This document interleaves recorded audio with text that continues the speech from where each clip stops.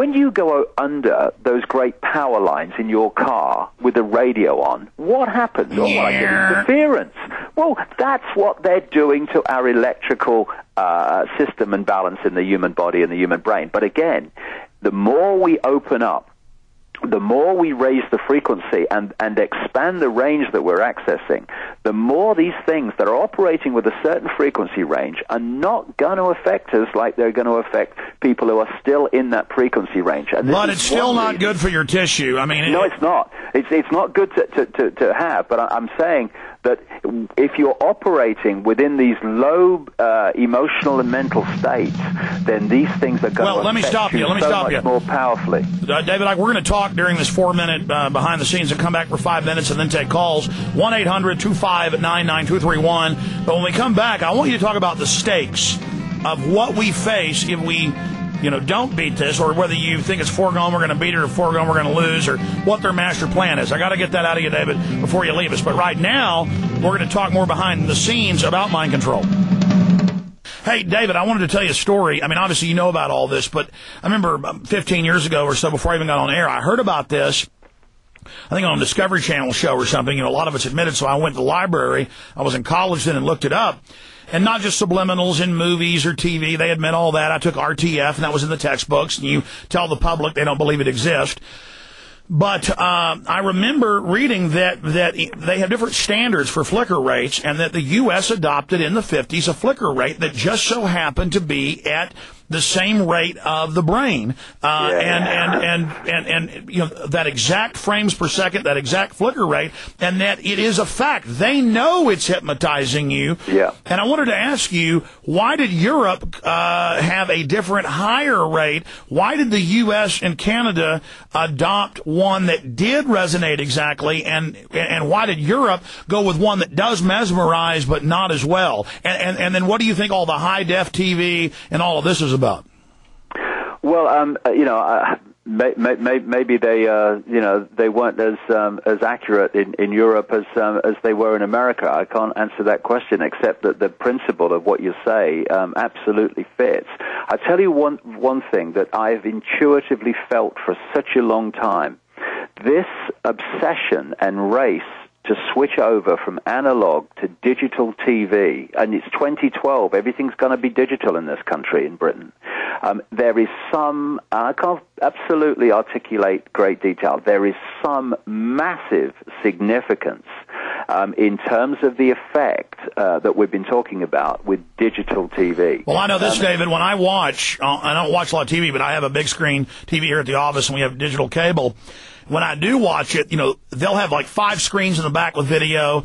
In basic marketing, they teach that makes you go into subconscious mode, because only the subconscious can watch the 5-6 screens with the info babe. They have scrolling at the bottom. Now that's 8 inputs, 6 screens behind her, the scrolling, and then they'll have some blue or pink mist flying around, and then they admit there's subliminals in those, so that switches off conscious. They admit that with video games, now with millions of people playing the same game at the same time, that you go into a below sleep state. You're in a sleep REM when you're watching TV after a few minutes. But with the video games, you go into oxygen narcosis, pre-death function.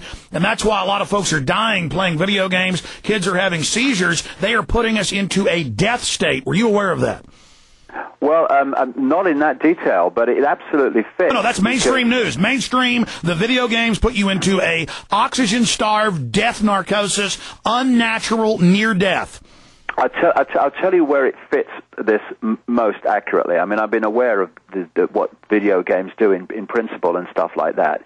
You see, the biggest target is the young people and the children, because they're the adults of tomorrow, and they have the potential to wake up.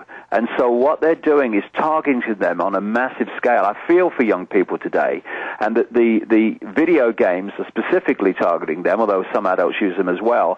So, I mean, if you look at the most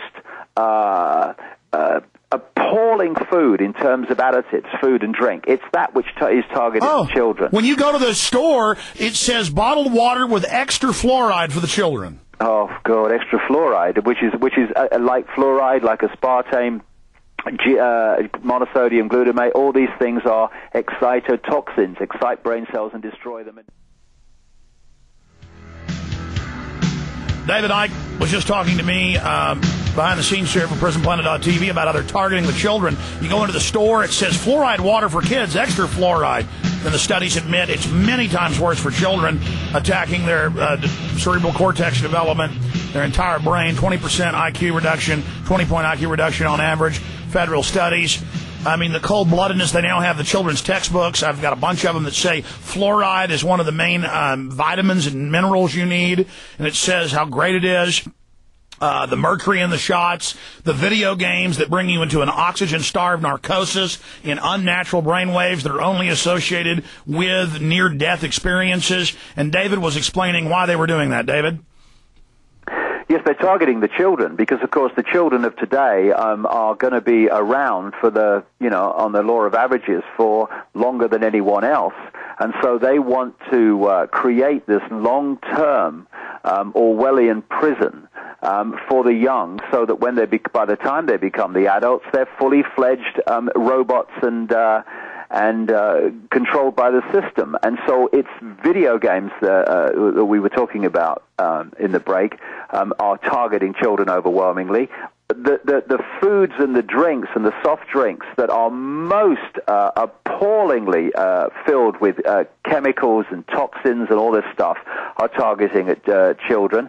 And if you look at the graph of when this stuff started entering into food and drink on a massive scale, and the graph of so-called increases in childhood behavior problems, it's like a magnet is holding the graphs together. Why?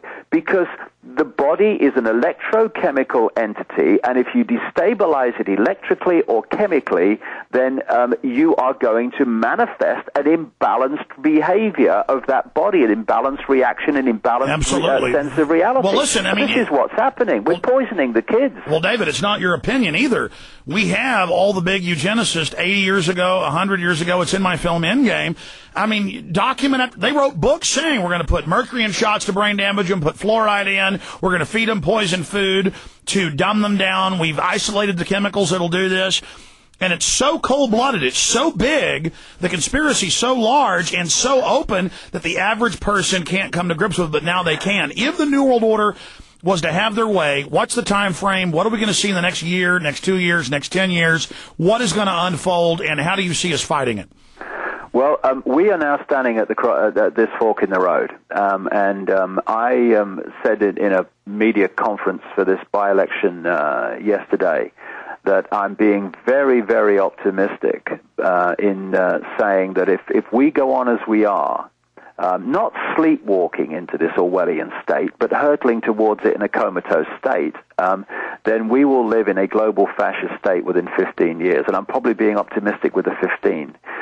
However, at the same time this is happening, this awakening is going on. Now, I understand why people don't realize the scale of the awakening, because, if it's not in the mainstream media, to most people it doesn't exist. Yes. And for the mainstream media to actually see something that's outside of its tiny, tiny pea-sized bubble that it covers, it has to be 10 foot high with neon lights. But I can tell you, mate, from traveling to 45 countries now around the world, from the early 1990s, I've seen it in every country. Yes. And it's exponential.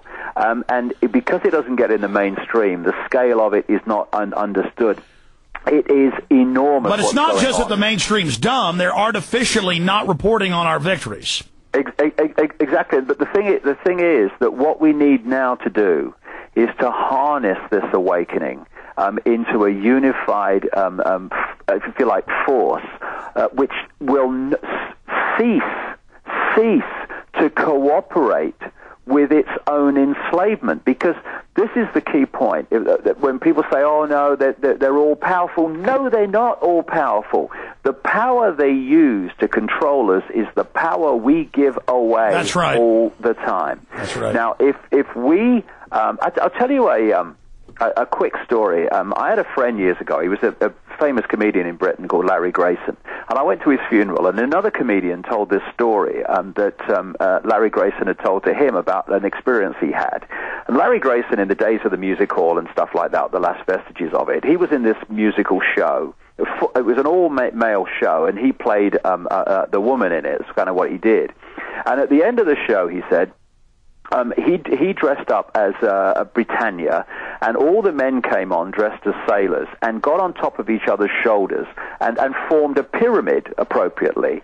And they were doing it to this song, Rule Britannia, and all this rubbish. Stay there. I want to hear it on the other side. Okay, Royal, but I'll finish then. Yeah, we got to finish on the other side of this break. Final segment with David Icke. Straight ahead, ladies and gentlemen. We're really appreciative of him coming on with us, davidicke.com. I'm Alex Jones. Truth Rising is going to be released in the next few hours at Infowars.com.